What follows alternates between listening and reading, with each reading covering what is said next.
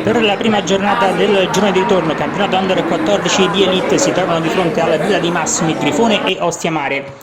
La prima emozione arriva al 20° con l'Ostia Mare che avanza con Aureli che serve Troiano, entra nell'area di rigore il numero 9, salta un avversario, poi però viene contratto dalla retroguardia del Grifone e nulla di fatto. Risponde la formazione di casa, calcio di punizione di Fracas, il tentativo di testa da parte di Romanini, palla sul fondo.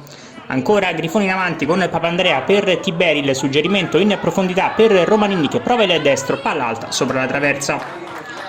Al 30° del primo tempo arriva il gol del vantaggio, calcio di punizione telecomandato di Bennoni che si infila alle spalle del portiere dell'Ostia Mare e gol del vantaggio della formazione di mister Cernera che trova così l'1-0. Passano 2 minuti ed arriva anche il gol del raddoppio. Azione da Tiberi per Papandrea sulla destra, il cross al centro, non arriva all'impatto Romanini, sfortunata deviazione della propria porta da parte di Baiocco, autogol e gol del 2-0 del Grifone.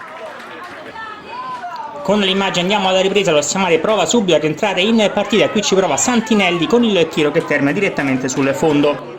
Risponde il Grifone un minuto più tardi, il pallone arriva dopo un batti-ribatti al numero 8 Fracas che ci prova da fuori area, palla alta sopra la traversa. Ancora Grifone in avanti, qui il pallone arriva al numero 11 Accoroni che prova il cross al centro dell'area di rigore, però nessun compagno è pronto ad intervenire.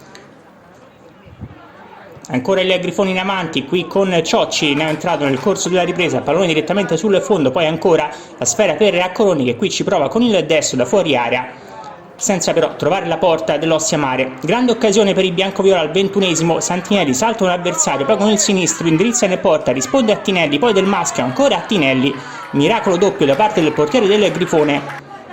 L'Ostia Mare un minuto più tardi ci prova ancora con Troiano, grande tiro e grande risposta da parte di Attinelli che blocca il pallone.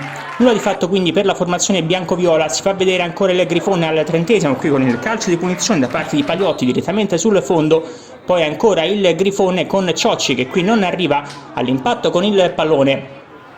Nel finale ci prova anche Papandrea dalla distanza, il tentativo da parte del numero 2 non trova la porta dell'Ostia Mare, formazione biancoviola che nel finale prova ancora a rientrare nel match, e qui ci prova Troiano con il destro, ancora la parata a terra di Attinelli ed è questa l'ultima occasione dell'incontro. Arriva il triplice fischio finale con il Grifone che batte l'Ostia Mare per 2-0 e prosegue la sua corsa in classifica con la 12ª vittoria in 14 incontri.